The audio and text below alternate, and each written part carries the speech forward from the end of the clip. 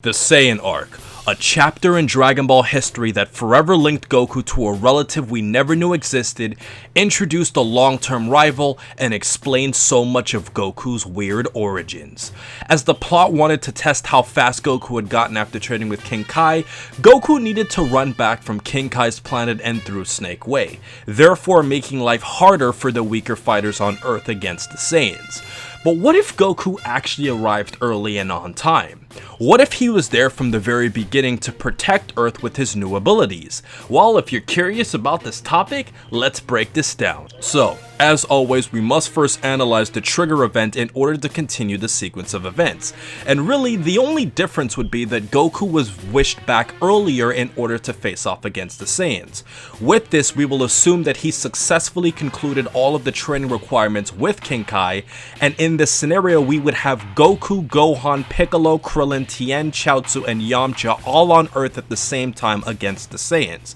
But what actually happens in the battle itself? Well, in order to really break this down, we have to take Vegeta into account. If Vegeta decides to jump in and fight right away simultaneously with Nappa, our heroes are gonna have some serious trouble. Goku with his Kaioken is strong enough to fight on par with Vegeta as we saw originally, but the issue is Nappa. You see, Nappa would be having a field day fighting against the other 6 fighters while Goku would have to focus all of his might on trying to take on a much stronger Vegeta. However, if Vegeta decides to sit back and watch how everyone fares against Nappa first and then get into the fight, Goku would take out Nappa similar to how he originally did with the Kaioken, and Vegeta would probably kill Nappa, and now there would be a 7 versus 1 fight against Vegeta. Also, because of how strong Goku is, it wouldn't make any sense for Nappa to produce the Cybermen knowing how inferior they would be to Goku and the rest.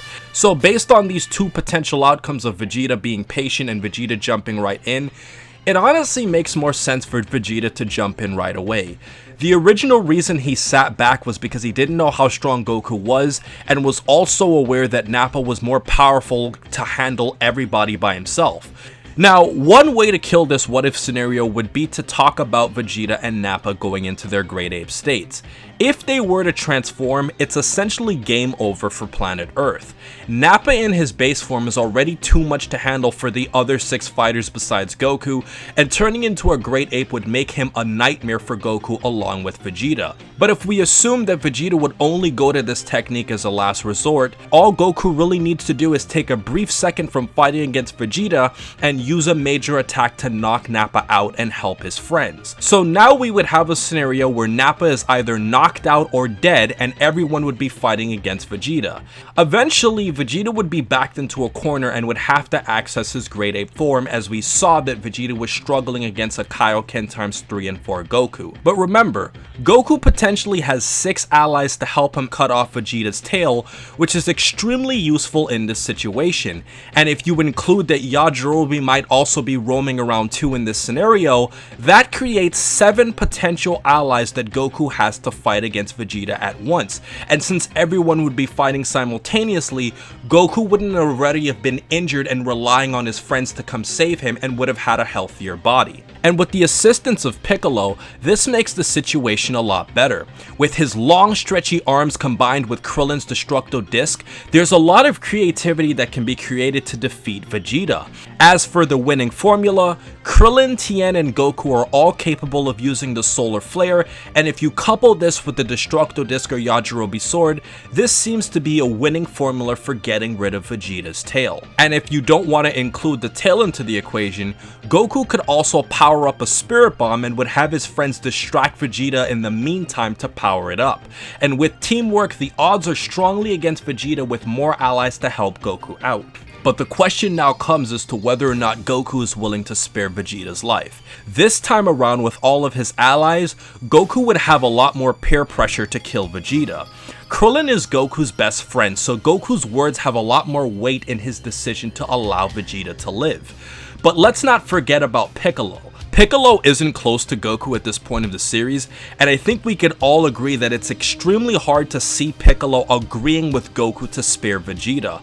And due to the number of opinions surrounding Goku in this instance, I strongly believe that Goku would have to cave into his friend's ideas about allowing Vegeta to live, and Vegeta would be killed on Earth. But what happens now with a dead Vegeta and a dead Nappa? Well, because Piccolo and the other fighters would likely all be alive, suggests that there would be no need to go to planet Namek. In addition, the reason why Frieza went to Namek in the first place was because he spied on Vegeta and Nappa scouters. All of this pretty much explains that Frieza would still exist, but would not haunt Earth or Namek, at least for now. Now, Frieza's empire could still be aware of Namek and Earth's existence because of their technology, but Frieza randomly going to Earth or Namek for no reason makes no sense for the upcoming plot. But even though it's good news that Frieza isn't really going to be coming into the plot right now, we gotta remember the android threat here, guys. Dr. Gero spied on Goku's battles on Earth when he was working on the androids, and the reason why Goku and everyone else shocked Dr. Gero was because he wasn't aware of the Super Saiyan ability or all of the battles on planet Namek, and regardless of Goku getting a heart virus or not, he would stand no chance against any of the androids. You see, Goku needed several Zenkai boosts, Super Saiyan, and awareness of the android threat to be as strong as he originally was in the main timeline. Piccolo specifically would have never fused with Nail or Kami, so the android threat would completely catch him off guard, and Gohan would have never have attained the Super Saiyan ability like future Gohan did, since he himself would have been much weaker, and would have probably have never even trained over the years of peace since there was no threat to Earth. Since these are the top 3 characters in terms of potential fighting ability, there's a trickle-down effect for all of the other Z fighters, so if these 3 are weaker, then everybody else is going to be a lot weaker. But there's one major point that we should all add to this equation, and that is the fact that there would be no Trunks. You see, if Vegeta is dead, that means he couldn't produce Trunks with Bulma, and all of her time traveling plans would be much more difficult unless she traveled back in time herself. And if you want to think of an idea of Bulma trying to find a way to go to Dr. Gero's lab and stop him before he produces the androids, you also have to consider that Android 20 might also be able to wipe out whoever's coming there, since Goku and everybody else is so much weaker in this scenario. So even if you confront Dr. Gero, that doesn't necessarily mean that you would be strong enough to stop him anyways. But the biggest question about the android threat is actually dealing with Cell. You see, at some point Cell would eventually break out of Gero's lab if we assume he survived, and Cell would have likely have absorbed whatever remaining humans are left and would have absorbed 17 and 18 by surprise.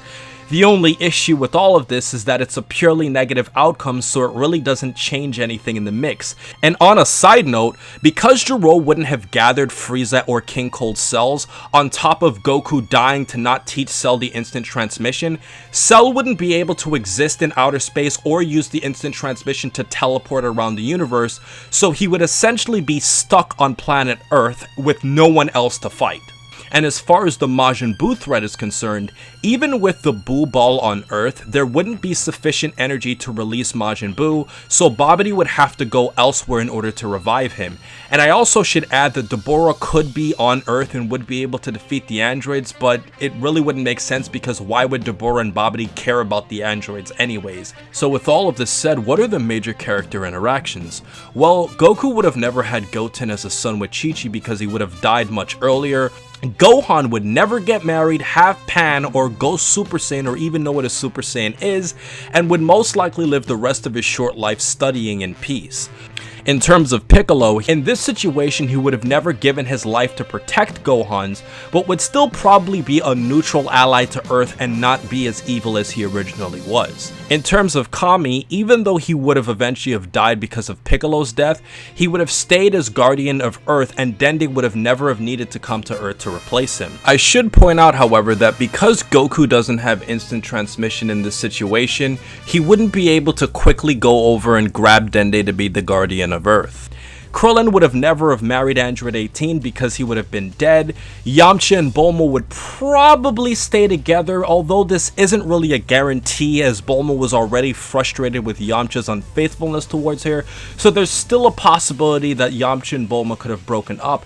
As far as Frieza is concerned, Frieza would never gain immortality as Earth's balls would have been gone with Piccolo and Kami, and as far as the Namekians go, they would rather die than let Frieza get his selfish wish. And in terms of Beerus would exist, but I mean, Beerus would really have no reason to kill Frieza other than pure boredom, and logic shows that both Beerus and Whis wouldn't really care about what Frieza's doing unless he kind of bumped into their way. the only reason Beerus even cared about Earth in the first place is that he had a premonition about fighting against the Super Saiyan God from the Oracle Fish, but because Goku would be dead, there would be no Super Saiyan God.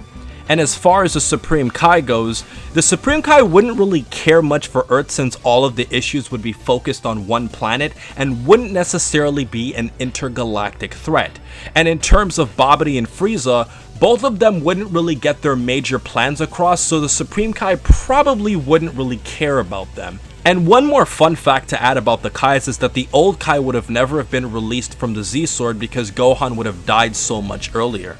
So ultimately guys, it's crazy to think that Goku coming to Earth and saving it from the Saiyans gets rid of a bunch of future power-ups that helps him fight future threats. And to add more participation for Dragon Ball What Ifs, I'm now going to be posting a poll on the YouTube community tab for you guys to vote on the outcome of the upcoming What If video. And as you guys can see from the results, about 70% of you thought that this What If will end in a positive outcome, which means that most of you probably disagree with the results of this video, and that, my friends, is the magic of Dragon Ball What Ifs. Things that sound great initially end up creating issues for future events, or things that sound bad initially end up improving future events. And if you like this video, check out my topic on why Broly isn't a villain, in addition to checking out how Piccolo is the black eye of Dragon Ball, or another what if I worked on what if the present androids killed the Z fighters, so you can see another what if where I go in depth about how everything can turn out. And I'll see all of you guys very soon.